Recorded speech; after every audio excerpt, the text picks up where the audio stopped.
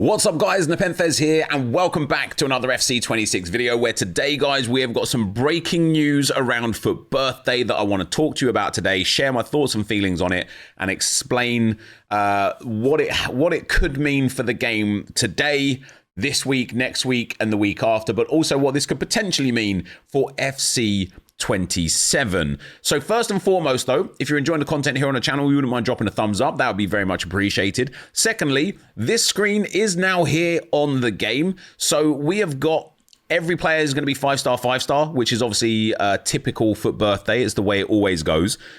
It's also fun to note that we are getting icons, heroes and players. And then we've got the chemistry system symbol, chemistry symbol at the bottom with all of the chem styles. And that's going to become really important as we go through today's video. And we're going to start with the fact that last night it was announced from FUT Sheriff and other leakers, it's just Sheriff that I've got on the screen here, that this is FUT Birthday Team 1 that is going to be in packs. There are about 50 players here, and that's insane, because that then doesn't count for SBCs, objectives, heroes, and icons. And one of the replies I got to my post saying, oh my God, 50 players, that's insane. One of the replies I got was, this is supposedly 3 teams in one. A team full of like OP players, a team full of like community favorites, and then a team full of aura players. I think that's what the kind of list was.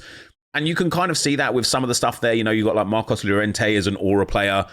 You've got players like, you know, Lamine, Ronaldo, De Mornay, who are like the stars, and then you've got some players down the bottom. You've got like that Messi, like I would say that's like an aura player. And then for community favorites, you've got players like Saint Maximin, Ekatike, he's a bit of a community favorite. Charles de Ketelaere, he's a bit of a community favorite. And when I'm looking at this team, excuse me guys, I can kind of see that, you know, it's there.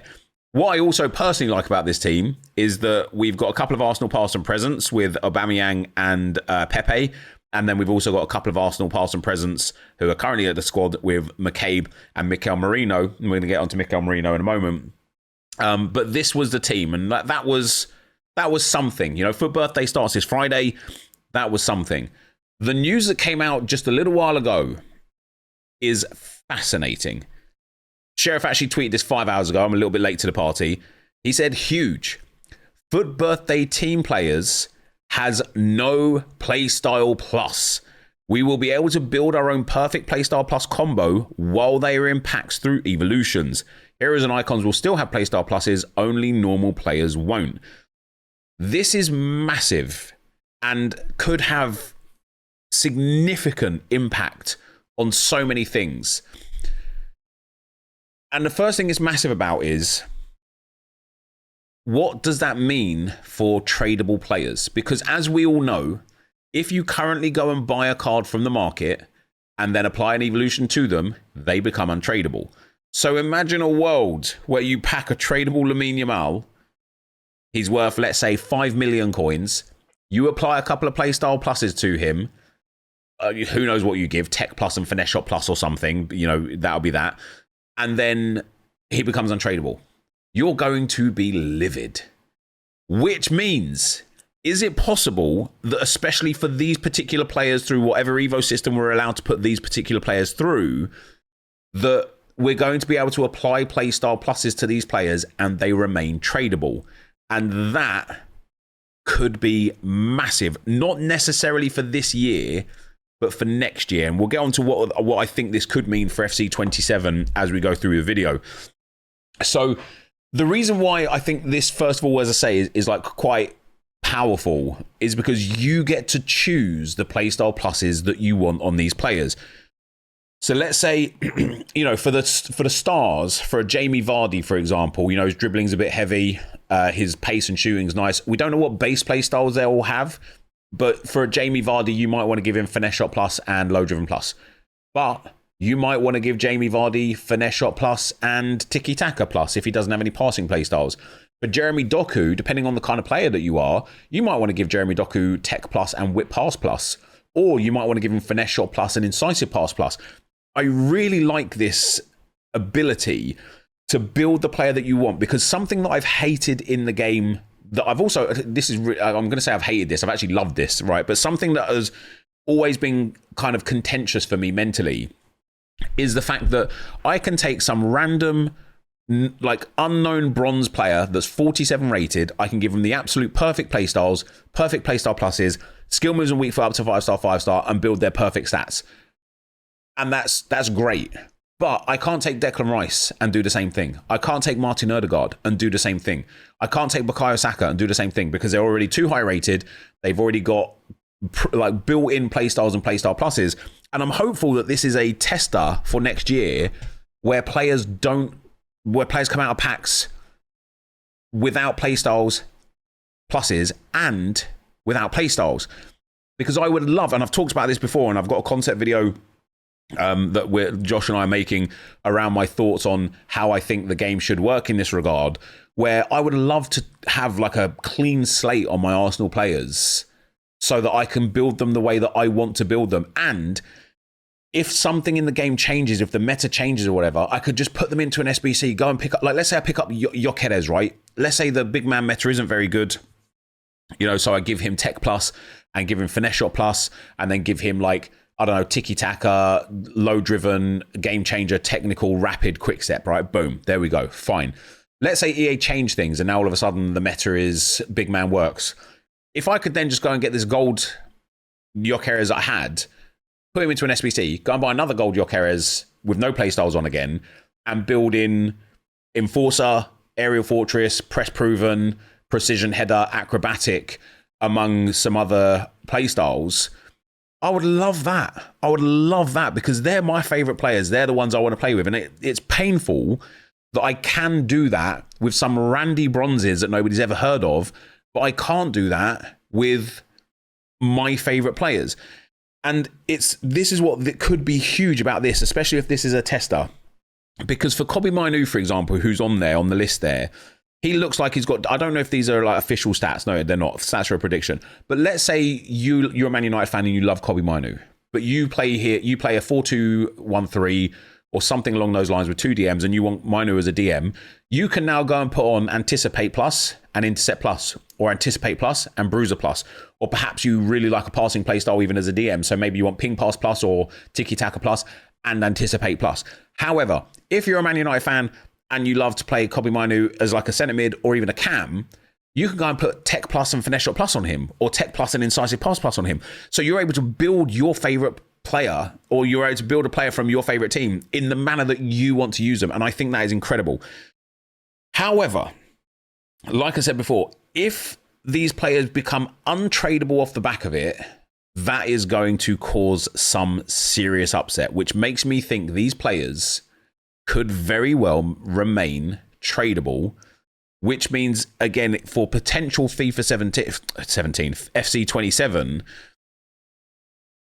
Evos could keep players tradable. I'm like literally like dreaming about that. But how cool would that be if there's just multiple different versions of the same cards on the market with different built-in playstyles and different built-in playstyle pluses? So you can literally go and build the team that you want to play with, which is what you can already do anyway by starting with low-tier bronze cards and evoing them up. The other thing that I thought about with where this team is at, guys, the other thing that was I kind of thought about was what happens in draft, because these guys don't have playstyle pluses. If I get a Lamine Yamal in draft and he's got like no playstyle pluses, I'm just going to be furious. I'm just going to be sitting there like, well, I don't want to take him then, do I? Because you need, like, playstyles and playstyle pluses are everything in this game. So if these players don't have them, they're not going to be very fun to play with in draft mode, which is something to consider. But also, one thing that I really like the idea of, and this is why Mikel Merino is a good option for me and why I've got him here.